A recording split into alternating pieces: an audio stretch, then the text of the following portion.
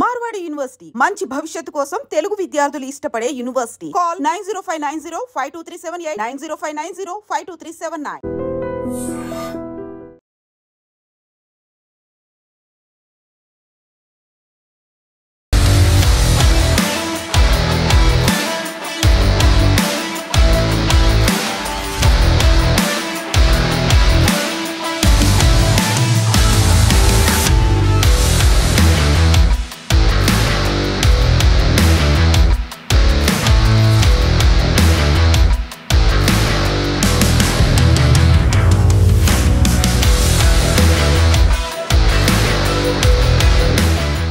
నమస్తే, welcome to iDream media. నేను మీ ప్రశాంత్. భార్యాభర్తలంటే ఒకరి మీద ఒకరికి నమ్మకం, కష్టసుఖాల్లో పాలు పంచుకోవడం. ఇప్పుడు మీకు జంటను చూపించబోతున్నాను. వీళ్ళని చూస్తే ఎవరికైనా సరే ఒక మంచి ఇన్స్పిరేషన్ రాకుండా మాందు. ఎందుకంటే మనం ఇంకొక అతన్ని చూపించబోతున్నాను. ఇతనైతే టీవీ మెకానిక్గా పక్క సర్వీస్ చేస్తున్నారు. అతను నమ్ముకున్న ఉద్యోగరీత్యా వాళ్ళ భార్య కూడా దీనికి చూపు మందగించడం, వయసురీత్యా లేదా ఆరోగ్యపరంగానో దీనికి చూపు మందగించడంతో ఇతను నమ్ముకున్న వృత్తికి వాళ్ళ భార్య కూడా సపోర్ట్ చేస్తూ తను కూడా టీవీ మెకానిక్స్ రిపేర్ చేయడం, ఇక్కడ సౌండ్ సిస్టమ్స్ని వాటిని కూడా రిపేర్ చేస్తూ తన భార్య దీనికైతే మాత్రం కష్టసుఖాల్లో తోడుంటుంది. అసలు ఇతనికి చూపు ఎందుకు మందగించింది అనే విషయాలు కూడా ఇప్పుడు మనతో మాట్లాడదాం. వీళ్ళని చూస్తే ఖచ్చితంగా ఒక మంచి ఇన్స్పిరేషన్ స్టోరీగా అయితే మనం చెప్పుకోవచ్చు. సార్ నమస్తే. సార్ అసలు మీకు చూపు మందగించింది అయినా సరే మీరు టీవీస్ అవి రిపేర్ చేస్తూ ఉన్నారు, మీకు మీ భార్య కూడా సపోర్ట్ చేస్తూ వస్తుంది. ఎప్పటి నుంచి సార్ మీకు చూపు మందగించింది, ఏం జరిగింది సార్? అసలు నాది చిన్నప్పటి నుంచి గ్లూకోమా కంటి జబ్బు అండి. అది రాను కళ్ళు పోతాయని డాక్టర్ గారు చెప్పేశారు. మా పెళ్ళినాటికి 10 సంవత్సరాల ముందే నాకు కలిపోతాయని చెప్పేసరికి మా ఆవిడ గారికి ఎలక్ట్రానిక్స్ నాకు నేర్చుకున్న విద్యను మా ఆవిడ గారికి నేర్పడం జరిగింది. ఆ విధంగా నా షాప్ని ఆమె కంటిన్యూ చేయడం జరిగింది. ఆ విధంగా మీ సేఫ్ జోన్లోకి వచ్చాం. లైఫ్ అనేది వీధిలో పడకుండా స్థిరంగా నేను బతకడానికి దారి కలిగింది. అదనమాట. అంటే ఇప్పుడు ఎన్ని సంవత్సరాల నుంచి మీ భార్య మీతో కలిసి మీరు నమ్ముకున్న వృత్తిని తను కూడా కొనసాగిస్తున్నారండి? ఇప్పటికి 40 సంవత్సరాలు అయింది. 40 సంవత్సరాల నుంచి మీకు సపోర్ట్ వస్తున్నారు. ఎలాగనిపిస్తుంది? అంటే పిల్లలు ఉన్నారా మీకు? ఏం చేస్తుంటారు? ఉన్నారు. వాళ్ళ జీవితాల్లో ఏదో విధంగా ఉద్యోగం లేకపోయినా సగటుగా వాళ్ళు ఏదో ఆ విధంగా బతికేస్తున్నారు. అంటే ఇప్పుడు మనం చూస్తుంటాం చాలామంది ఒక ప్రజెంట్ జనరేషన్లో చాలా కాంపిటీషన్స్ అనేవి కూడా పెరిగిపోతూ ఉన్నాయి. అంటే ఎక్కడ చూసినా టీవీ రిపేర్ షాప్స్ అవన్నీ కూడా పెరుగుతూనే ఉన్నాయి. మరి కాంపిటీషన్ని ఎదుర్కొని మీ భార్య మీరు కొన్ని నిలబడి టీవీ రిపేర్స్ అవి చేస్తున్నారు. అన్నీ ఎలా జరుగుతుంది? ఎంత బాగానే ఉందా? మాకు ఇక్కడ కాంపిటీషన్ ఎక్కడ ఎదురవ్వలేదు. మాకు ఒకళ్ళు ఉండే సరే మేము గట్టిగానే ఉన్నాం. అంటే మీ భార్య మీకు ఇలా సపోర్ట్ చేస్తుంది, మీకు ఏమనిపిస్తుంది? మరి భార్య నాకు సపోర్ట్ చేస్తుందా, నేను భార్యకి సపోర్ట్ చేస్తాను అనేది అన్బ్యాలెన్స్డ్. ఒకరు సపోర్ట్ చేసుకుంటున్నాం. ఇద్దరం బాగానే వర్క్ చేస్తాం. ఇక్కడికి చాలామంది కస్టమర్లు వస్తూ ఉంటారు. వాళ్ళు టీవీ ప్రాబ్లమ్స్ కోసం కానీ హోమ్ థియేటర్ ప్రాబ్లమ్స్ చెప్తుంటారు. వచ్చిన వాళ్ళు మీ వైఫ్ రిపేర్ చేస్తుంటారు, అడుగుతారా ఎవరు చేస్తున్నారు వీళ్ళు ఏంటని అన్నీ మాట్లాడుతుంటారా మీకోసం? మా షాప్ అందరికీ తెలిసినటువంటిది. మా యొక్క రీజనబుల్ రేట్స్ ఉంటాయి. ఒరిజినల్గా ఏంటి ఫాల్ట్ అది చెప్పడం జరుగుతుంది. అంటే ఇప్పుడు మీ వైఫ్ రిపేర్ చేస్తున్నారు కదా, అందరూ మెచ్చుకుంటుంటారా? వచ్చిన వాళ్ళందరూ వైఫ్ మెచ్చుకోవడం అండి, ఆశ్చర్యపోతూ ఉంటారు కదా. ఆశ్చర్యపోతారు. అంత వయసులో వరకు ఇంతవరకు చేస్తున్నారని ఆశ్చర్యపోతారు. మాకు మంచి రెస్పాన్స్ ఉంది కస్టమర్ చేత. నమ్మకం ఎక్కువ ఉంటుంది. ఎక్కడనే మా పేరు చెప్తారు. గౌబపట్లో పలానా షాప్కి వెళ్ళండి అని అందరూ చెప్తారు. సార్ ఇప్పుడు ఈ యొక్క ఎలక్ట్రానిక్స్ రిపేర్ చేయడం అన్నది ఒక సామాన్యమైన విషయం కాదు సార్. దాని ఏమైనా మీరు ఏమైనా కోర్స్ నేర్చి చదువుకున్నారా? మీ భార్యకి ఎలా నేర్పించారు సార్ మరి ఇవన్నీ కూడా? అంటే మీకేంటే తెలుస్తుంది, తనకైతే ఏమీ అవగాహన ఉండకపోవచ్చు అసలు ఈ రిపేర్ సంబంధించి. ఇవన్నీ ఎలా నేర్పించేస్తాయి ఏంటి? నాకు ఒక ప్రైవేట్ ఇన్స్టిట్యూట్ ఒకటి ఉంది. అప్పట్లో రాజలక్ష్మి ఇన్స్టిట్యూట్ అని ఇన్స్టిట్యూట్ ఉంది. అక్కడ 3 నెలలు రేడియో ట్రైనింగ్కి వెళ్ళాను. ఆ చిన్న బేసిక్ నాలెడ్జ్ తోటే ఇతర పుస్తకాల షాపుల్లో కొనుక్కొని నేను ఎక్కువగా పుస్తకాల మీద ఆధారపడి నా యొక్క ఎలక్ట్రానిక్స్ని ఇంప్రూవ్మెంట్ చేసుకున్నాను. ఆ నమ్మకంతో మా మిస్సెస్కి అన్నీ నేర్పగలిగాను. ఆ స్థాయికి మేము ఎదగలిగాము కూడా. సో ఇప్పటివరకు అయితే మాత్రం తనకైతే చూపు కోల్పోయినా సరే తన భార్య తనకి సపోర్ట్ చేస్తుందని కూడా చెప్పడం అయితే తను చెప్తున్నారు. ఒక చూసుకోవచ్చు తన వైఫ్ కూడా ఇక్కడ రిపేర్ కూడా చేస్తున్నాం. విజువల్స్ అయితే మనం చూస్తున్నాం. తన మేడం గారితో కూడా మాట్లాడదాం. అసలు వర్క్ నేర్చుకోవడం అనేది ఒక పెద్ద టాస్క్ అయితే తన భార్య ఇక్కడ రిపేర్లు చేస్తుంది. తనకైతే ఒక పక్క చూపు లేకపోయినా సరే తనకి కష్ట సుఖాల్లో కూడా భార్య తోడున్నారు. ఆవిడతో కూడా మనం అసలు మాట్లాడదాం. మేడం చెప్పండి మేడం, ఫస్ట్ ఆఫ్ ఆల్ మీకు దండం పెట్టాలనిపిస్తుంది మేడం. ఎందుకంటే భార్యాభర్తలు అంటే కష్ట సుఖాల్లో కూడా తోడుంటారు అన్నదానికి మీరు ఒక మంచి ఇన్స్పిరేషన్ మేడం. తనకి చూపు కోల్పోయినా సరే ఎక్కడ కూడా ఒక ఆధారపడకుండా జీవనాన్ని కొనసాగిస్తున్నారు. ఎంత కష్టమైనా సరే నెట్టుకొస్తున్నారు.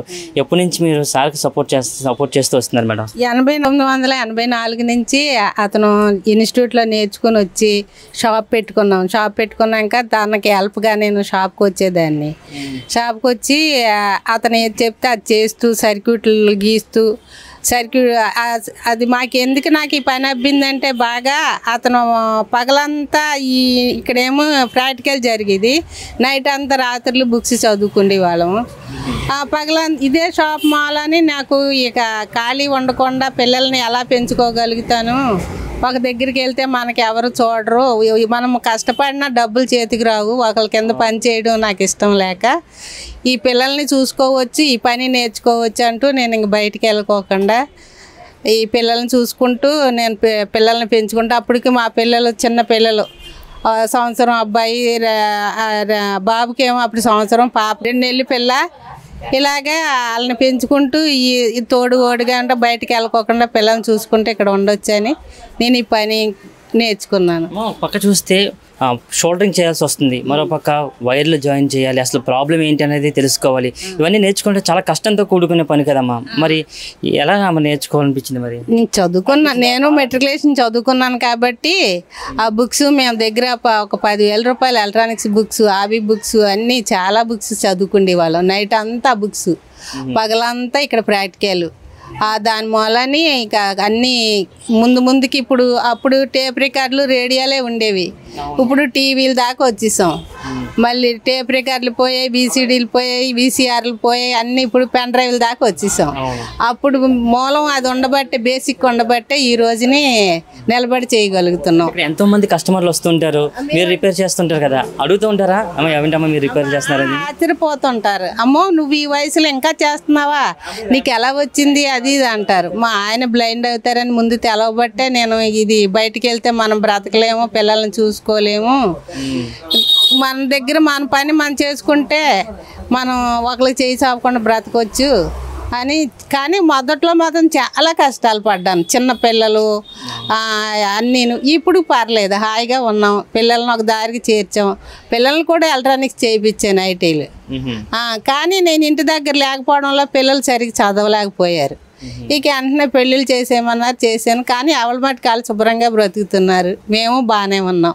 అది చేయాల్సింది. కానీ ఇక్కడ నిజాయితీగా మనకి ఏ ప్రాబ్లం వచ్చిందో అదే చేస్తాము, దానికి తగ్గ డబ్బులే తీసుకుంటామని వీళ్ళు మంచివాళ్ళు, వీళ్ళు బాగా చేస్తారు నమ్మకం అని బాగా గుర్తింపు ప్రజలు వదలరు మమ్మల్ని. ఎంతైనా సరే మీరు ఇవాళ కాకపోతే రేపైనా ఇవ్వండి అని టైం ఇచ్చి మరి ఉంచుతారు తప్ప మీరు చేయలేరు, పట్టుకెళ్ళిపోతామని ఎవరు అనరు.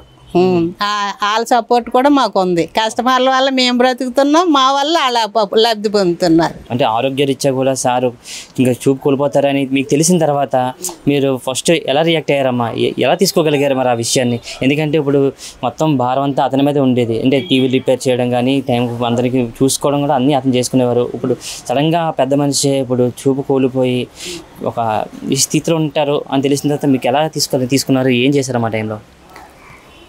అప్పుడు ఇంకేం చేస్తాం, ఇప్పుడు అదే పరిస్థితి నాకు వచ్చింది అనుకోండి, నేనేం చేయగలను? అతను నన్ను వెళ్ళిపోయినా నేను చేయలేను. కానీ మనకి పిల్లలు ఉన్నారు, మనది ఒక జీవితం ఉంది. ఎవరికి వచ్చినా బాధ, నాకు వచ్చినా తనకు వచ్చినా ఒకటే కదా అనేసి పిల్లల్ని పెంచుకొని శుభ్ర పెద్దవాళ్ళని చేసుకొని మనం ఏదో కష్టపడి ఒకరికి చేయి చాపకుండా బ్రతకాలి. ఎలాగైనా దాన్ని గుండె దిట్టం చేసుకొని ఇక ఆ పనిలో దిగిపోయాను నేను. ధైర్యం చెప్పారా మీరు? అది వాళ్ళ వంశపార్యం జబ్బు, వాళ్ళ కుటుంబంలో చాలామంది ఉన్నారు. ఇక వాళ్ళకున్న ఇది ఇక వంశపార్యం అలాగ వస్తుందేమో, నా పిల్లలకి రాకూడదు దేవుడా అనుకున్నానే తప్ప ఏమో ఇలాగ కళ్ళు అంటే ఎవరికి లేకపోతే నాకు భయం వచ్చును. వాళ్ళు ఆ జబ్బు ఎవరికి వాళ్ళ ఇళ్ళల్లో లేకపోతే నేను భయపడేదాన్ని. అది ఉంది కదా, ఇతనికి ఇది ఉందా, సరే మరి ఏం చేస్తాం, ఇక మనం బ్రతికేదేదో మన దారి మనం చూసుకోవాలి, పిల్లల్ని మనం ఒక ఈదిని పడకుండా బ్రతకాలి. అలాగని ధైర్యం పడి టైపిస్ట్ కూడా చేశాను. లోయర్ అయిపోయింది, హైరు స్పీడ్లో పోయింది, లేకపోతే నా తోట వాళ్ళు అందరూ జాబ్ చేసుకుంటున్నారు.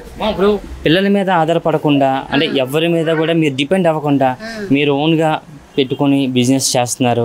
టీవీలు అవి ఎంతో కష్టమైన సరే టీవీలు కానీ స్పీకర్స్ కానీ అన్నీ రిపేర్ చేస్తున్నారు. ఏమనిపిస్తుందమ్మా, మీ కాళ్ళ మీద మీరు నిలబడుతున్నారంటే ఆ పెద్ద ఆయనకి చూపు మందగించినా సరే మీరు స్టాండ్ తీసుకొని మీరు ముందుకు తీసుకెళ్తున్నారు కదా, ఎలాగనిపిస్తుందమ్మా మీకు?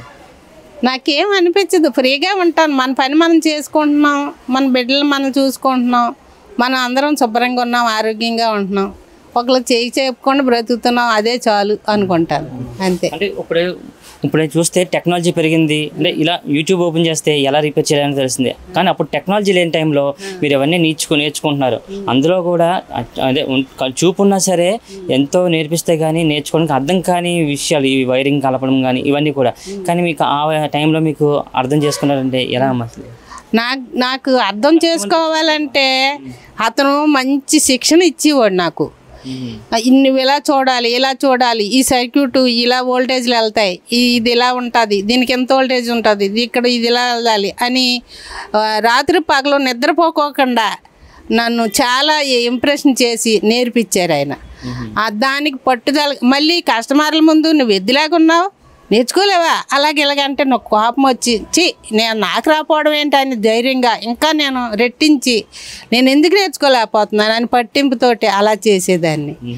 ఆ మాటలే నన్ను బాగా ఇంప్రెస్ చేసాయి. అలాగా అతను తిట్టడంలోనే నాకు ఉద్రేకం వచ్చి నేను ఎందుకు నేర్చుకోలేను, నేను ఎందుకు చేయలేను, ఎలాగైనా సాధిస్తాను అన్న పట్టుదల ఉండేది. నేను ఇంకొకరితో మాట అనిపించుకోకూడదు, ఇది ఒకసారి కాదు 10 సార్లైనా చెయ్యాలి అనేసి పట్టుదల మీద ఉండబట్టే నాకు భగవంతుడి ఈ వర్క్ నాకు అప్పచెప్పాడు. అది నా పట్టుదల ఉండాలి దేనికైనా, మనిషికి ఆ పట్టుదల ఉంటే అది సాధించలేదంటూ ఉండదు. కూడా మేము ఎప్పుడు బుక్స్ వదలలేదు. మా మనోళ్ళు 10th క్లాస్ వచ్చారు, వాళ్ళకి కూడా మేము లెక్కలు చెప్పాలని నైట్ అంతా లెక్కలు చేసి మేము ప్రిపేర్ అయ్యి ఉండి వాళ్ళకి బోధిస్తుంటాం. అది సో ప్రజెంట్ జనరేషన్లో చిన్న చిన్న గొడవలు వస్తే ఈగోలకి పంతాలకి పోయి వాళ్ళ యొక్క సంబంధ బాంధవ్యాలను భార్యాభర్తలు చాలా ఈజీగా అయితే వాళ్ళు బ్రేక్ చేసుకుంటున్నారు. కానీ ఎంత కష్టం వచ్చినా సరే పెళ్ళి అయిన తర్వాత భార్య కష్టం వచ్చినా భర్త సపోర్ట్గా ఉండాలి, భర్త కష్టం వస్తే భార్య సపోర్ట్గా ఉండాలి అని అయితే మాత్రం ఇక్కడున్న దంపతులు అయితే మనందరికీ తెలియజెప్తున్నారు. సో వీళ్ళని చూస్తే ఎంతో ఇన్స్పిరేషన్గా అయితే ప్రతి ఒక్క భార్యాభర్తలకి కూడా అనిపిస్తుందని అయితే మాత్రం నేను ఈ వీడియో చేయడం అయితే జరుగుతుంది. కెమెరా పర్సన్ శేఖర్తో ప్రశాంత్, ఐడ్రీమ్ మీడియా, విశాఖపట్నం. నిజంగా ప్రస్తుతం ఉన్నటువంటి సమాజం దేనికి ప్రయారిటీ ఇస్తుంది? ఆర్థిక సంబంధాల చుట్టూ మాత్రమే తిరుగుతుంది. మళ్ళీ ఎన్నికలంగానే చాలా విరక్తి కలుగుతాం. మంచి అనిపిస్తుంది కదా, లేడీస్ కూడా ఛాలెంజింగ్ జాబ్స్ చేసినప్పుడు చాలా బాగుంటది. ట్రాఫిక్ అసిస్టెంట్స్ గా నియమించిన ట్రాన్స్జెండర్స్ అందరితో సాల్యూట్ చేయించుకుంటున్నారు. ఫుడ్ డెలివరీ ఇవ్వటానికి వెళ్ళినటువంటి డెలివరీ బాయ్ అనిల్ పై కళ్ళ ముందు